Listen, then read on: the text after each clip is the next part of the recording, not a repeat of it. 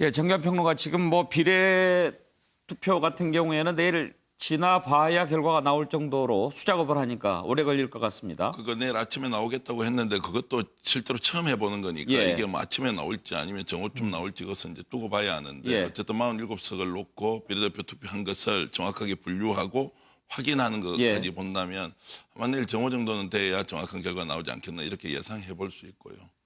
지금 선거 결과가 이제 뭐 대체로 이렇게 가는 것 같습니다. 일단 영원하면 지역주의가 매우 강화된 예. 상태에서 막판 집계를 하다 보니 오히려 그 영남 지역 같은 경우는 미래통합당 후보 쪽으로 좀 쏠리는 경향이 있는 것 같고 수도권 특히 서울을 중심으로는 초접전 지역들이 오히려 민주당 쪽으로 상당히 좀 유리하게 예. 진행되는 이런 상황을 이제 보이고 있고 결국 이제 지금 현재 지역구 253석 중에서 민주당이 지금 155석으로 압도적인 이제 1위를 하고 있는 상황이어서 어쨌든 범여권이라고 하는 정당들이 180석까지 가서 국회 선진화법에 의해서도 법안을 발의하고 개정할 수 있는 상황까지 가는 거 아니냐 예. 이런 예상을 해볼 수 있겠습니다.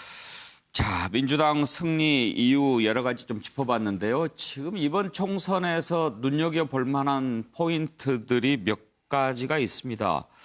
민생당이 그야말로 참패를 했습니다.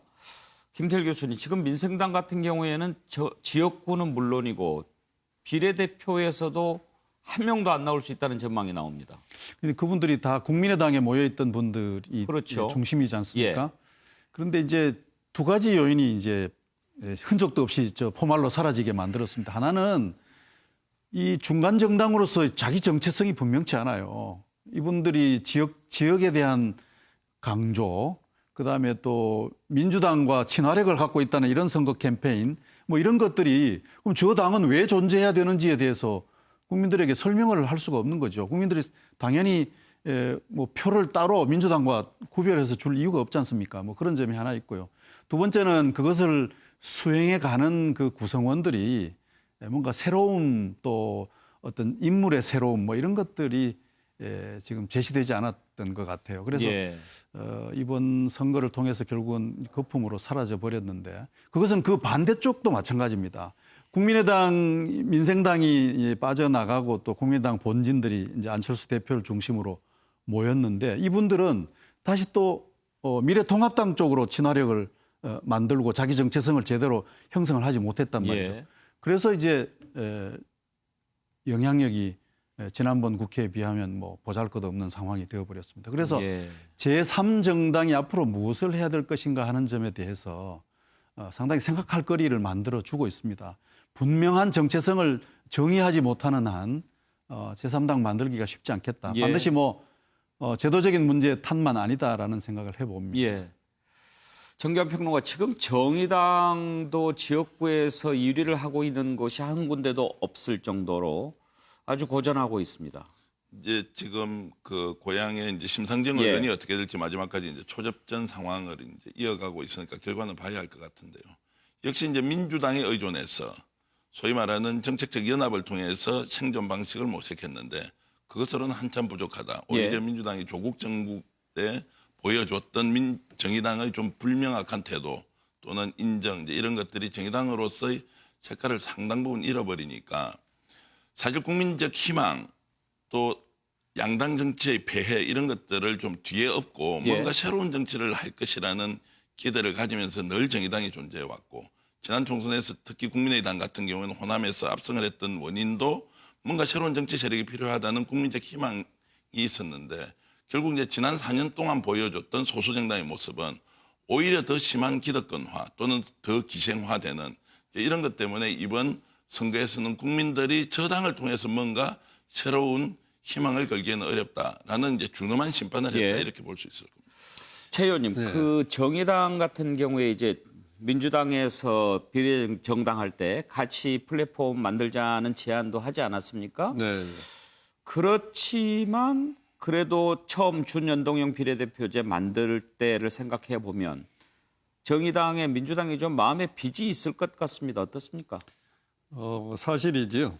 그리고 제3회 정당 얘기 잠깐 좀 말씀드리면 예. 참 아쉽습니다.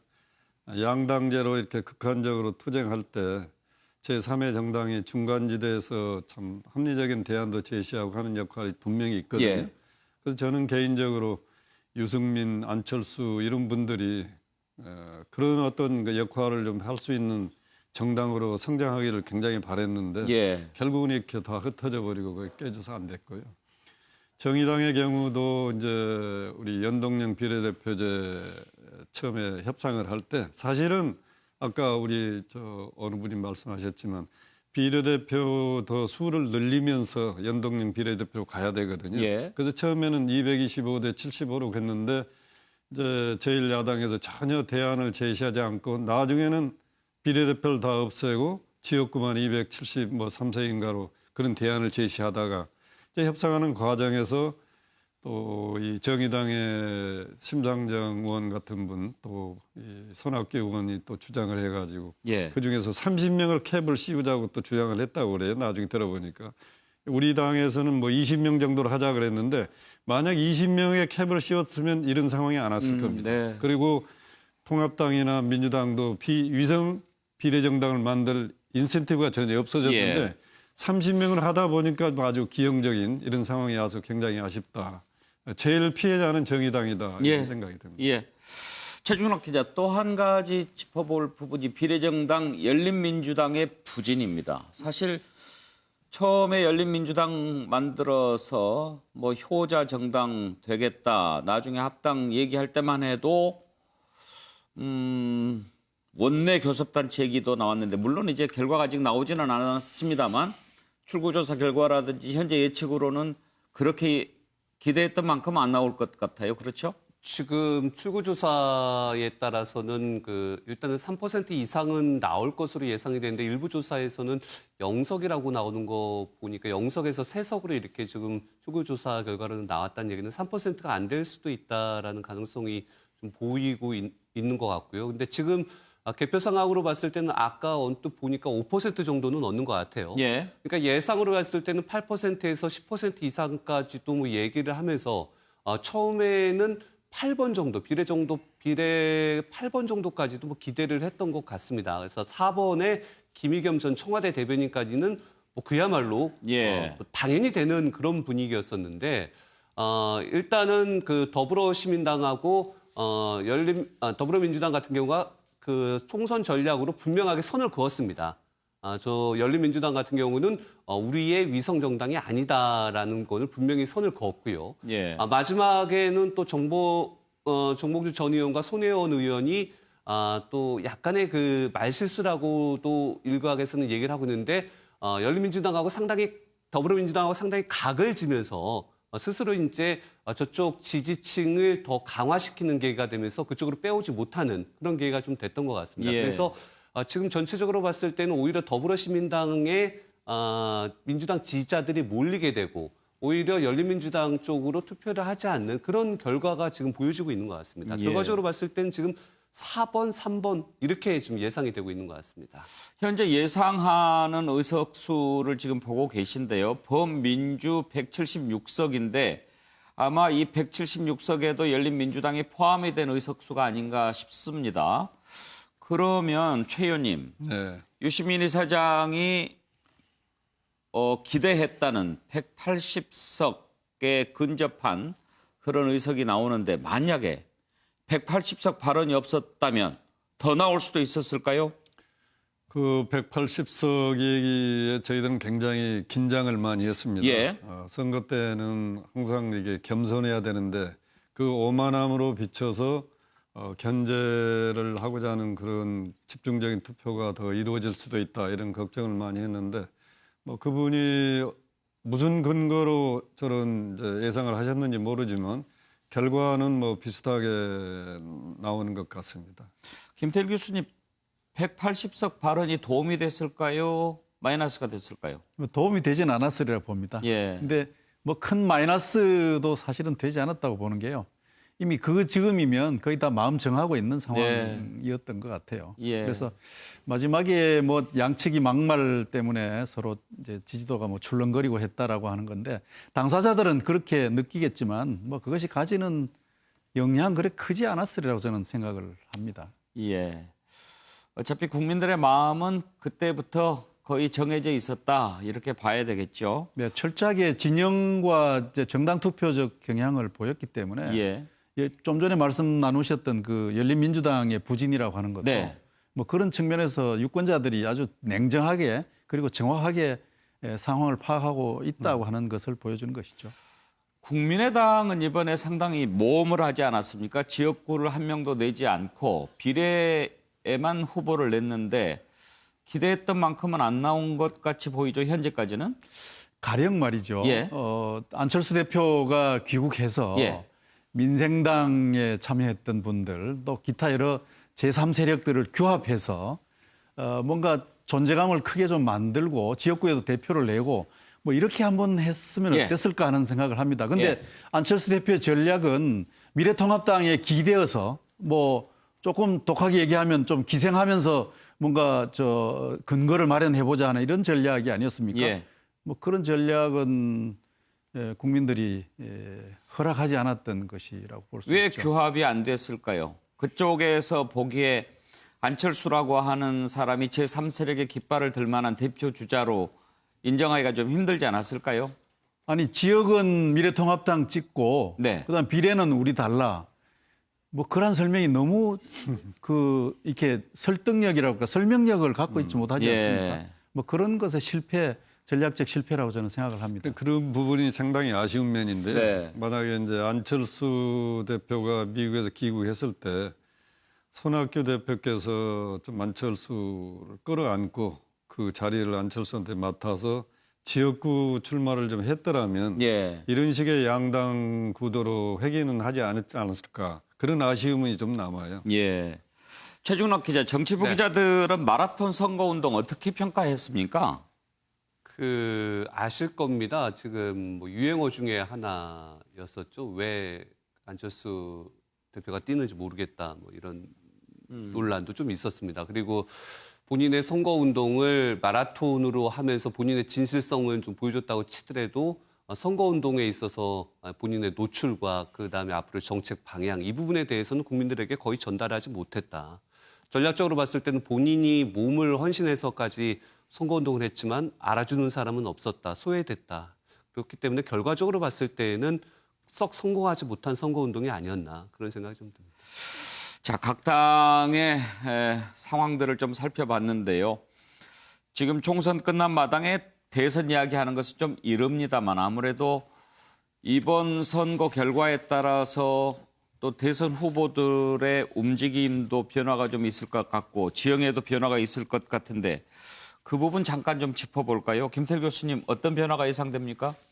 저는 이번에 이제 지역구도로 반씩 이렇게 갈라지는 상황에서 부산 경남 지역의 그림이 어떻게 만들어지느냐가 굉장히 주목해야 될 대목이라고 생각합니다. 그러니까 지역주의의 그 약한 고리라고 하는 것이 부산 경남 울산 이 지역이거든요. 과거에 YS가 근거했던 예. 그런 정치 지역인데 그 지역에서 이 미래통합당과 더불어민주당의 그 당선율이 어떻게 나오느냐 하는 것이 향후에 대선 가도를 보는 중요한 가늠자가 되지 않겠나 이렇게 생각합니다. 그런데 지금 상황이 어떻게 되고 있는지는 제가 정확히 잘 모르겠네요. 예. 예. 최 의원님께서는 어떤 전망하십니까? 야당 얘기를 하기는 뭐 합니다만 만약 이제 김태호 후보라든지 홍준표 후보가 살아 돌아온다면 야권에서 아마 눈여겨봐야 될 그런 후보가 되지 않을까 싶고요. 또 원희룡 지사가 이번 출마는 하지 않았습니다만 앞으로 야권에서 상당히 아마 주시해야 될 그런 후보감이 아닐까 그런 생각은 좀 해봅니다. 정계환 평론가 전망도 궁금합니다. 이제 누가 살아 돌아오든지 일단 봐야 되겠죠. 그 김태일 교수님 말씀하신 대로 이제 부산 경남 쪽이라면 김두관, 양산을 그다음에 이제 부산 진갑에 지금 김영춘 의원 이제 이런 분들이 살아 돌아오면 영남 지역 후보론을 가지고 이제 대선에 한번 뛰어볼 수 있다. 김태호 후보가 당선 확실시 됐네요. 당선. 예, 당선됐습니다. 42.5% 현재까지 나온 걸로 봐서. 미래통합당에서도 보면 이제 김태호 이제 의원 같은 경우 이제 전 의원이죠. 이제 살아 돌아오면 이제 유력한 대선 주자가 될 텐데 일단 대권 가도에서는 이낙연 의원이 이제 되지 않습니까? 상수로서 일단 작용할 수밖에 없고 다만 문재인 대통령이나 이제 소위 말하는 친문 진영에서 이낙연 이제 의원을 이제 지금 현재는 선대위원장으로서 모든 힘을 가지고 선거를 지휘했는데 이제 호남 후보론으로 과연 다음 대선에 돌파를 할 수 있느냐 이제 이런 부분에 대한 것들도 좀 지켜봐야 할 것 같고요. 만약에 이제 부산 경남에서 김두관, 김영춘 의원 같은 사람이 살아올 경우에 부산 지역, 경남 지역에서 또 몇몇 아마 한 두세 명 정도가 추가로 그 국회의원으로 당선이 된다면 그쪽에서 하나의 의견으로 모아서 우리 그럼 영남 후보를 한번 내보자 이제 이렇게 할 경우에 저는 이제 영남 지역에서 살아 돌아오는 국회의원 거물급 이제 인사와 이낙연 그 전 총리가 상수로서 작용하고 예. 그다음에 이재명 경기지사 그리고 박원순 서울시장 이제 이런 분들이 대선 후보로 일단 이제 구도를 짜고 치열한 경쟁을 벌이지 않겠느냐 이런 생각을 좀 하고 있습니다. 예. 윤기찬 부위원장 지금 김태호 후보는 이제 당선 소식이 들려왔고 홍준표 후보가 어떻게 될지 모르겠는데 황교안 대표가 사퇴한 이후에 이제 야권의 어떤 지형이 좀 변화가 상당하겠죠. 일단 그 미래통합당의 플랫폼이 그대로 유지된다는 전제하에 이제 각 그 개파라고 표현하면 뭐하지만 제 세력이 당내에서 일단은 경선을 통과해야 되기 때문에 막 그에 대한 사전 작업이 당선자들 숫자 내지 또 당선자들의 어떤 그 무게감 이런 것들과 관련돼서 정지 작업이 좀 있을 것 같고요.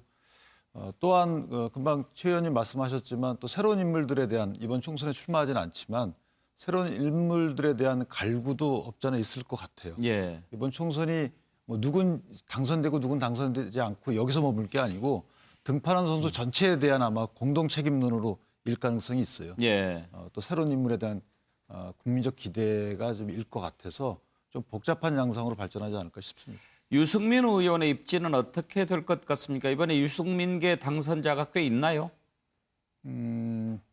그렇지는 않은 걸로 보여요. 지금까지 나온 예. 걸로 봐서는 유승민 의원의 경우에는 어쨌든 그 당내 경선을 대비하기 위해서 이제 지역구 다니면서 지원 활동을 했던 걸로 보이고요. 그다음에 국민적 메시지 차원에서 보면 황교안 대표의 재난지원금에 대해서 반대 입장을 내듯이 예. 이렇게 다소 좀 투트랙의 행보를 보였던 것으로 보이는데 어찌됐든 당내 경선을 위한 기반 구축에는 조금 어려움을 겪고 있지 않나 싶습니다. 예, 총선 결과에 따른 대선 주자들 변화 살펴봤습니다. 자, 이제 총선이 끝나면 벌써 이제 16일이 됐는데요. 오늘 국회를 열어서 추경안 처리하기로 하지 않았습니까, 최 의원님? 3당 원내대표끼리 합의는 본 것 같습니다. 될 것 같습니까?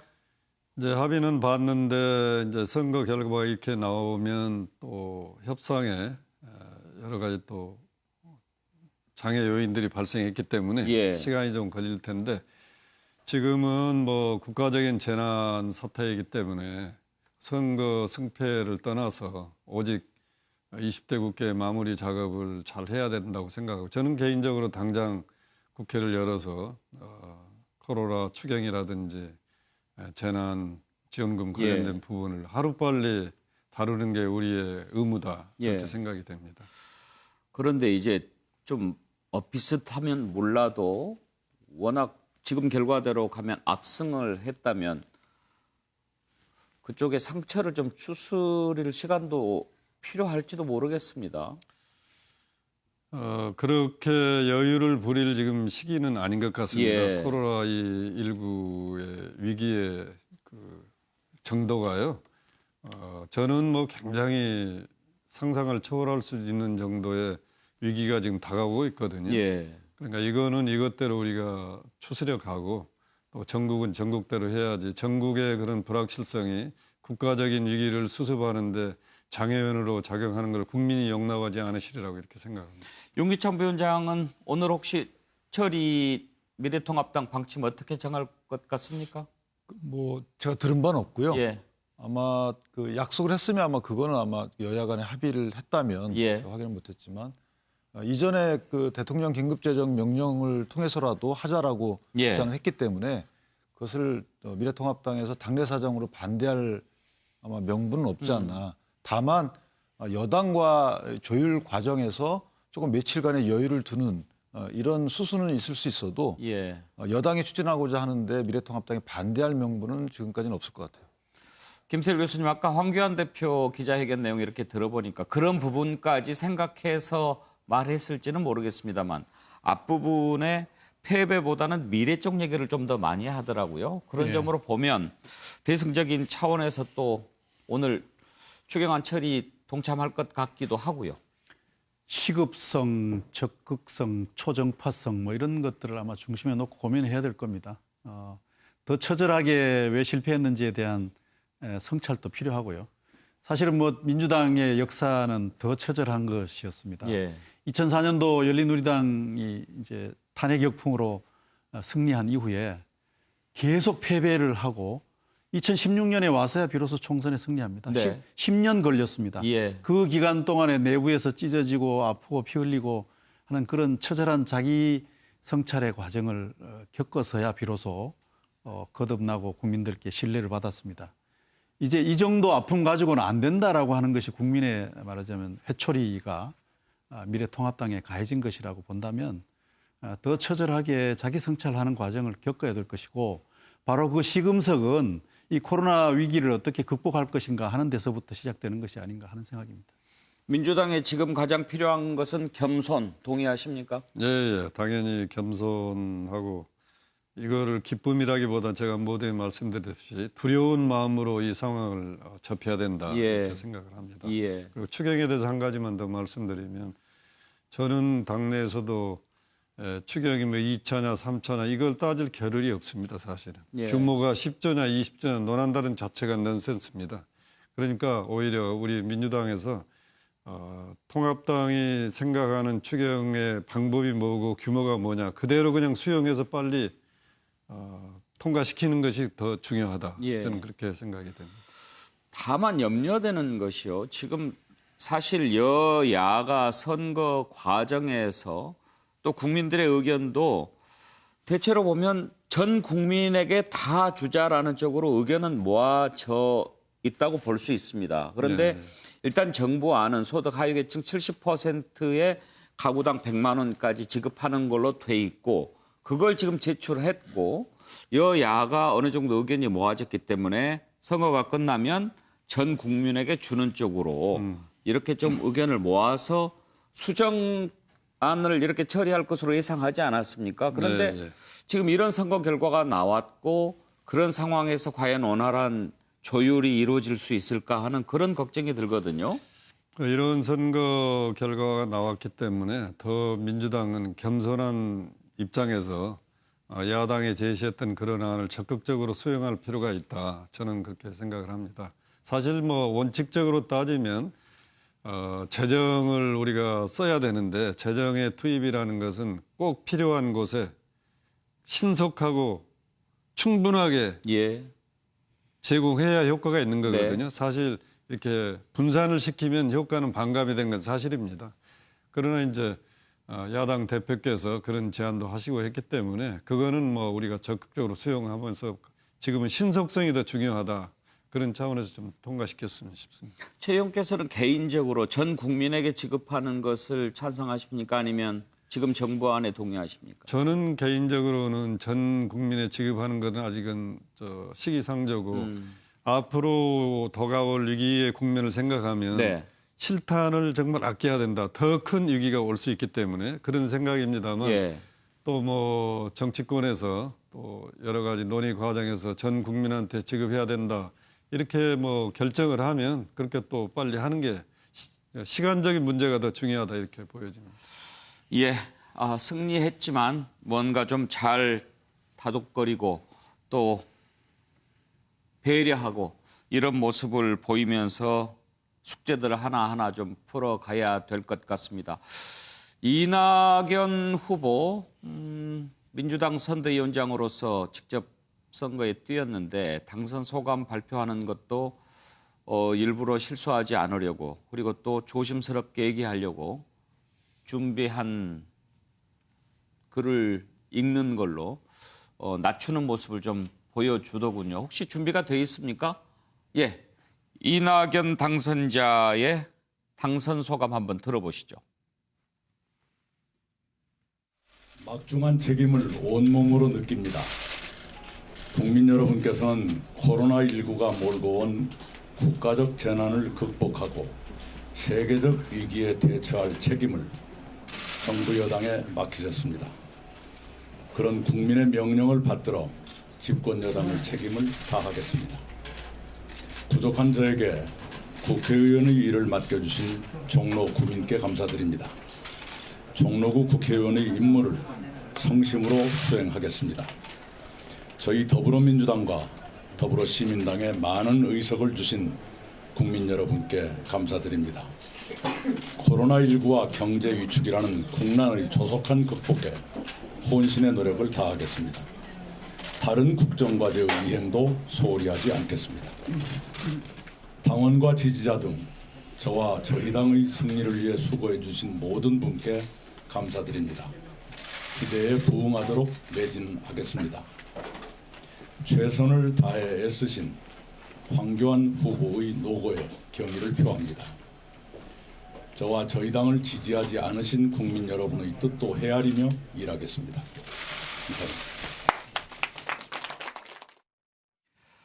예, 이낙연 후보의 당선 소감 들으셨습니다. 최종락 기자. 네.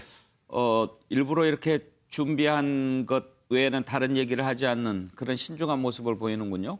이낙연 후보는 후보이기도 하지만 그 당에서는 선대위원장 예. 역할을 해서 총체적으로 좀 끌고 가는 것이 있었고요. 그리고 앞으로 또 대선 후보도 누가 봐도 현재 여론조사에서 1위 아니겠습니까? 예. 본인이 갖고 있는 무게감 그리고 앞으로 당을 이끌어갔을 때의 모습 이런 부분에 있어서 좀 겸손한 모습 그리고 얼마 전까지만 해도 180석 얘기가 나왔을 때 본인 자체도 이제 그런 부분에 대해서 그럴 때가 아니다라고 당의 어떤 목소리가 나오면 자제시키고 또 앞으로 민주당이 어떤 부분에 있을 때에는 겸손하게 하도록 하겠다라고 본인이 이제는 이제 지역구 국회의원뿐만 아니라 대선 후보의 가능성이 가장 높은 사람으로서 말의 무게가 좀 실린다는 걸 스스로도 알고 있는 것 같습니다.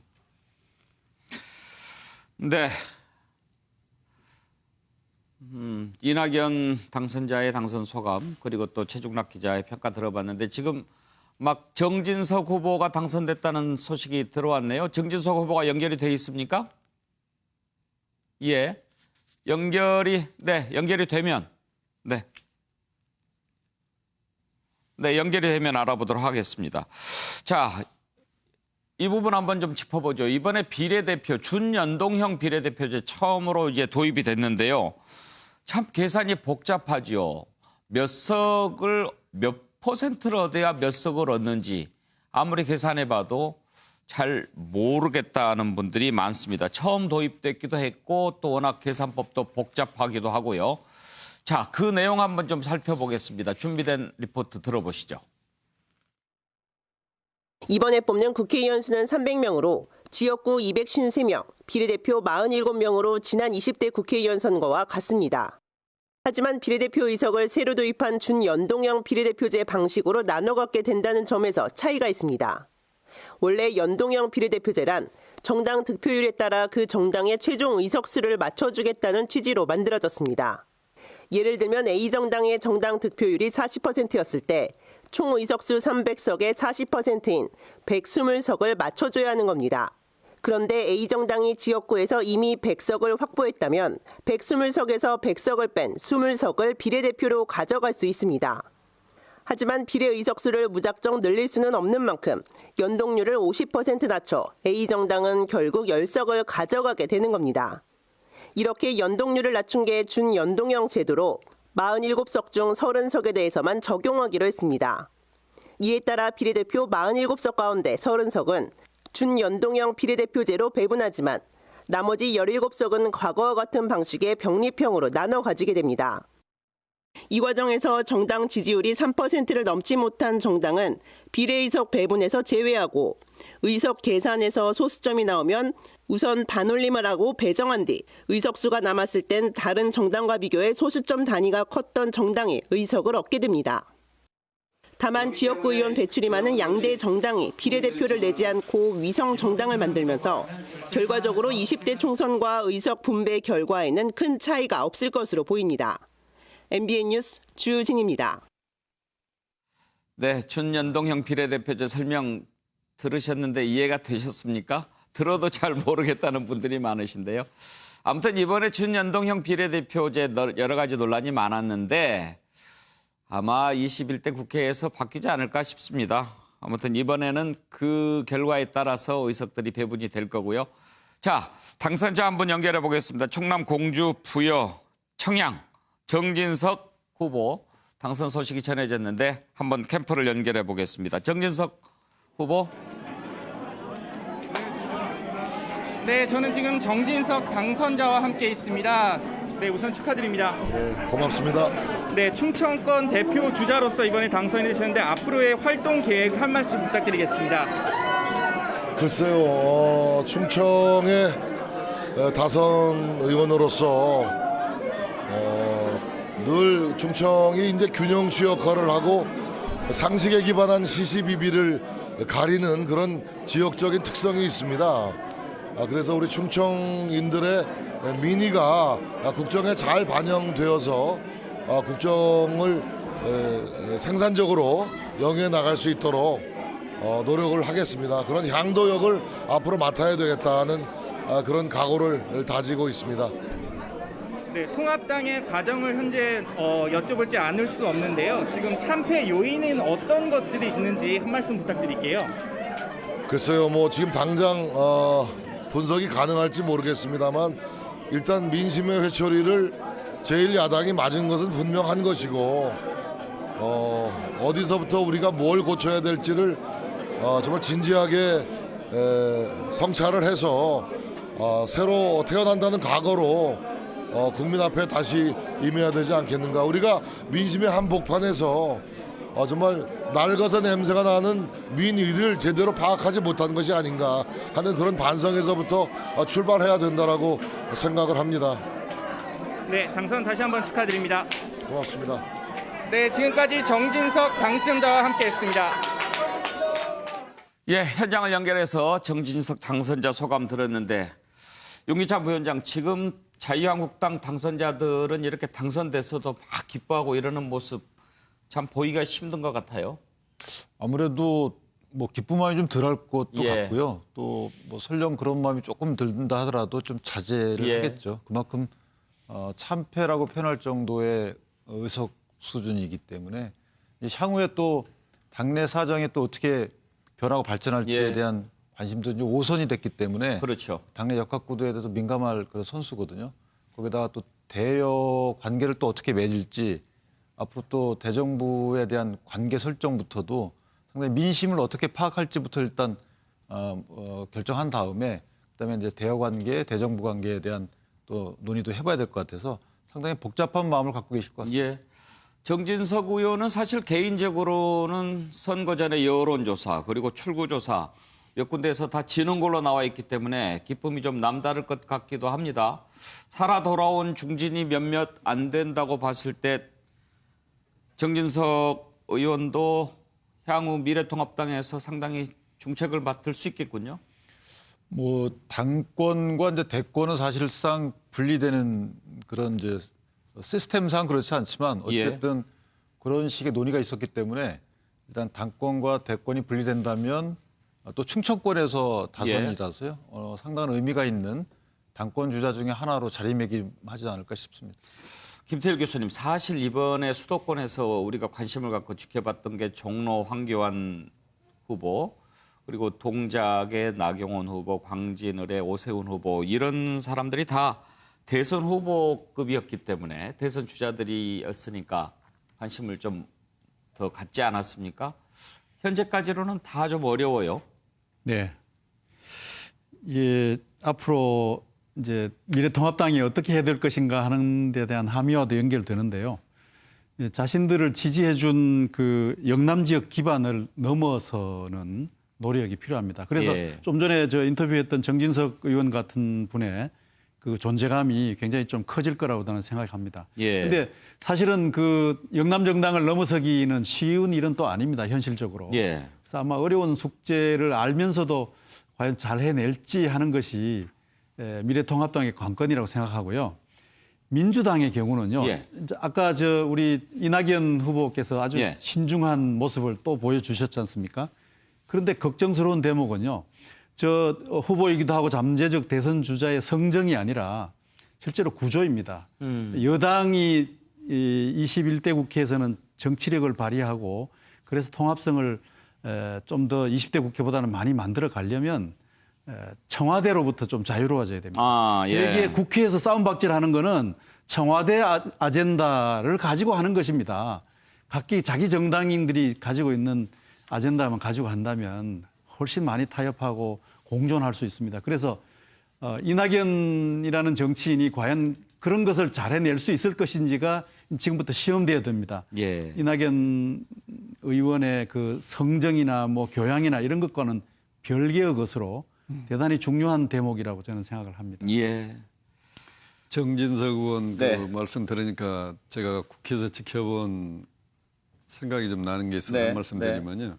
4년 동안이니까 1년에 한 번씩 원내대표를 뽑잖아요. 제일 처음에 정진석, 그다음에 정우택, 나경원, 지금 심재철인데 제가 보기에 정진석 의원이 원내대표 할 때 가장 우리가 보기에는 합리적으로 잘 여야가 대화가 어느 정도 됐어요. 그 다음부터는 투쟁입니다. 보이콧을 22번 하는데 그러니까 국민들이 굉장히 현명하시다. 뒤에 투쟁만 했던 분들은 아직 최종 결과는 안 나왔습니다만 거의 다 지금 뒤지는 걸로 나와 있고 정진석 후보는 당선이 됐네요. 그만큼 국민들이 관심이 없는 것 같지만 계속 보고 계신다. 저 아주 좀 경외로움을 느낍니다. 이 결과를 보면서. 일부 공감이 가는 지적이긴 합니다만 잘못하면 2번 주기는 말씀입니다.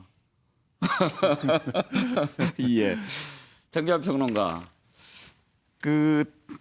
이제 전체적으로 정리가 좀 되고 있는 것 같은데요. 당선자들이 일단 과반 의석을 단독으로 차지하게 된다. 그러면 여당이 어떻게 전국을 이끌어가는 게 바람직할 거라고 보십니까? 일단 국민들은 이제 압도적 승리를 안겨줬습니다. 그리고 선거는 끝이 났습니다. 그럼 내일부터 집권 여당으로서 어떻게 이제 국정 운영을 해나갈 것인가의 문제가 나오는데, 자, 100% 국민들에게 다 줄 것이냐, 70%만 줄 것이냐, 저는 선택의 문제라고 보고요. 오히려 초정파적 합의를 이끌어내기 위해서는 지금은 차라리 미래통합당의 안을 그대로 받고 사회적 합의라는 대전제 하에서 적극적으로 신속하게 그 재난지원금 같은 걸 지급을 하고, 두 번째는 한쪽 정당으로 이제 완전히 쏠린 상황에서 오히려 우리 사회가 구조개혁을 해야 하는 여러 가지 분야의 과제들이 있습니다. 이런 부분을 신속하게 의제화해서 어떻게 하면은 사회적 대타협을 이끌어내어서 코로나 이후에 펼쳐지는 완전히 다른 세계에서 국제 경쟁력을 갖추는 대한민국의 모습은 무엇이냐. 정치적으로는 민주주의, 국민의 주권의식을 훨씬 더 높여줘야 하지만 경제적으로는 이 변화하는 이제 글로벌 환경에서 경쟁력을 갖추기 위한 우리 사회의 구조개혁, 이런 부분을 오히려 야당 쪽 의견을 적극적으로 받아들여서 신속하게 진행하면서 국민적 평가를 받을 필요가 있다. 집권 여당이라고 의석수가 많아졌다고 해서 자, 이제 우리 힘이 생겼으니 우리대로 밀어붙이겠다. 이렇게 해서는 지금 코로나 전국을 돌파할 수 없다. 이런 조언을 드리고 싶습니다. 김태일 교수님, 여당에 충고하신다면 어떤 말씀 해주고 싶으십니까? 좀 전에 말씀드렸던 그겁니다. 정치적 타협의 그 어떤 능력을 이제 보여줘야 될 때입니다. 사실은 그동안에 보이지는 못했습니다. 뭐 얘기하지 않습니까? 뭐 적폐 어쩌고 하는 의지를 가지고 시간을 너무나 많은 시간을 보냈는데요. 촛불 광장에서 모인 국민들의 어떤 그 염원들을 어떤 특정 정당이 그 상징을 독점화함으로써 많은 그 우려들을 만들었던 게 사실이고요. 다행히 이번에는 코로나 때문에 그런 이제 문제가 좀 비껴나긴 했지만 여전히 집권 여당 세력에게 우려로 남아 있습니다. 남아 있는데 저는 그 핵심이 뭐냐 하면 대통령 의제로부터 좀 여의도는 조금 자유로워라. 스스로 판단하고 타협할 건 타협하라. 거기에 얽매이면 또 싸우게 된다. 이거는 제가 오랜 몇십 년 동안 의회를 지켜본 결론입니다. 최 의원님, 이 부분도 한번 좀 생각해 보고 싶습니다. 사실 선거 막판에 윤석열 프레임이 등장했습니다.